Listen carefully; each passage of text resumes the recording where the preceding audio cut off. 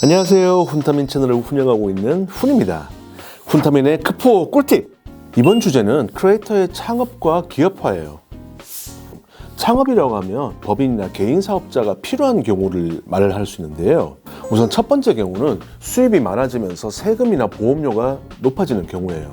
높은 조회수로 구글로부터 받는 수입이 많아지거나 또 브랜디드 콘텐츠나 PPL과 같은 광고 콘텐츠를 통한 수입이 늘어나는 경우에 개인의 소득세율과 또 지역 가입자의 보험료는 높은 편입니다. 그래서 사업자로 전환했을 경우에 지출을 줄일 수가 있어요. 이건 두 번째 문제와도 연결되는 건데요. 두 번째로는 수익과 비용이 모두 발생하는 경우예요. 수입이 많아질 정도로 채널이 성장하고 있다면 일반적으로 영상 제작을 위해서 들어가는 비용도 함께 증가하기 마련입니다. 카메라 같은 기기를 구입한다든지 영상을 위한 제품을 구매한다든지 인건비 이런 게 좋은 예시가 될 수 있는데요. 자신의 소득 중에서 이런 비용을 처리하기 위해서는 사업자가 필요하게 됩니다. 세 번째는 상품 판매라든지 이런 커머스를 병행하는 경우인데요.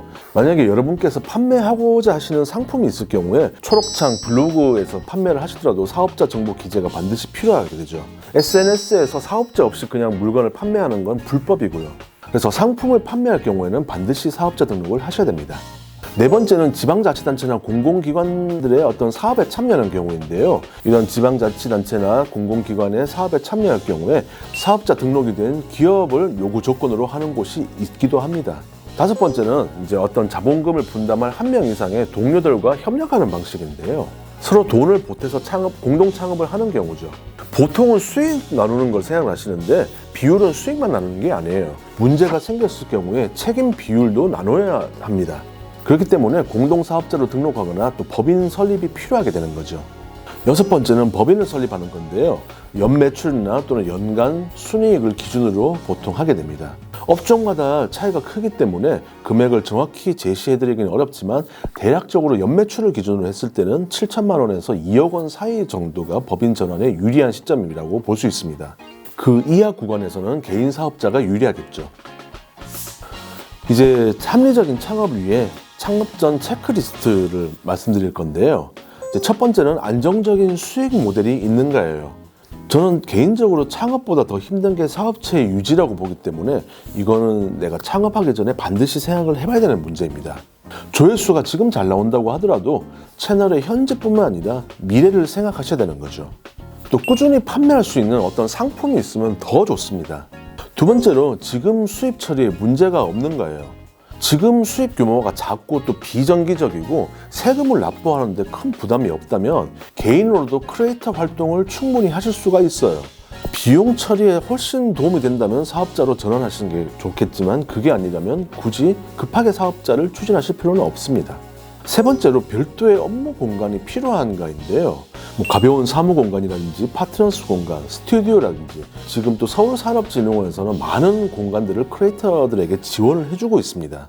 이렇게 지방자치단체나 공공기관의 지원 정책들도 다양하게 존재를 하는데요. 또 상대적으로 저렴한 공유 오피스를 선택하시는 방법도 있을 수가 있어요. 독립된 사무실이 꼭 필요한지는 생각을 해보셔야 됩니다. 네 번째로 별도의 인력이 필요한가예요. 제 경우에는 기획, 마케팅, 대외 협력, 촬영, 출연, 자막, 번역, 운전까지 제가 하는데 제가 못하는 게 영상 편집이랑 디자인이거든요. 여러분께서 혼자 해결하실 수 있다면 초기에 비용 절감 차원에서 혼자 버티시는 것도 방법이 될 수 있습니다. 다만 여러분이 쓰실 시간이 줄어들 경우에 기회비용 측면에서 꼭 필요한 인력만 고용을 하거나 외주로 활용하는 방법도 있을 수가 있고요. 가령 저희 훈타민 채널의 경우에는 번역을 제가 주로 하다가 단기 고용을 해서 번역을 진행을 했었는데 최근에는 비용을 줄이기 위해서 외주로 전환을 했습니다. 다섯 번째는 사업자를 꼭 내야 하는 상황인가인데요. 사실 사업자가 없어도 크리에이터 활동은 가능합니다. 수입이 충분하지 않다면 사업자가 당장 필요하지는 않아요. 이번에는 효과적인 기업 운영 측면에서 크리에이터에게 필요한 노하우들을 알려드리려고 합니다. 첫 번째로 사무 공간의 비용을 줄이세요. 바로 앞에 말씀드렸던 별도의 업무 공간이 필요한 것과 비슷한 내용인데요. 서울산업진흥원에서 지원하고 있는 가벼운 사무 공간이라든지 파트너스 공간, 이런 스튜디오들을 다양한 지원을 활용하시는 것도 좋은 방법이 될 수 있습니다. 현실적으로 사무실이라든지 이런 공간 임차료를 지불하는 게 개인 사업자에게는 큰 부담이 되는 게 현실적으로 1번이고요. 이제 두 번째, 꼭 필요한 인건비만 지출하세요. 별도의 인력이 필요한 것과 비슷한 내용인데요. 사업자에게는 인건비도 많은 부담을 주는 요소 중에 하나입니다. 자기 스스로 할 수 있는 건 최대한 소화를 하시는 게 좋고요. 꼭 필요한 경우에만 고용을 하거나 외주를 주는 게 좋습니다. 세 번째로는 불필요한 고가의 장비를 보유하지 마세요. 현실적으로 유튜브용 영상은 FH 정도 규격이면 충분해요.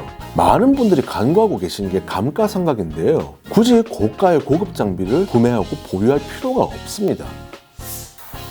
오늘은 크리에이터의 창업과 기업화에 대해서 말씀을 드렸어요. 이 외에도 크리에이터에게 꼭 필요한 세무 정보, 법무 지식 이런 것들이 있을 수가 있는데요.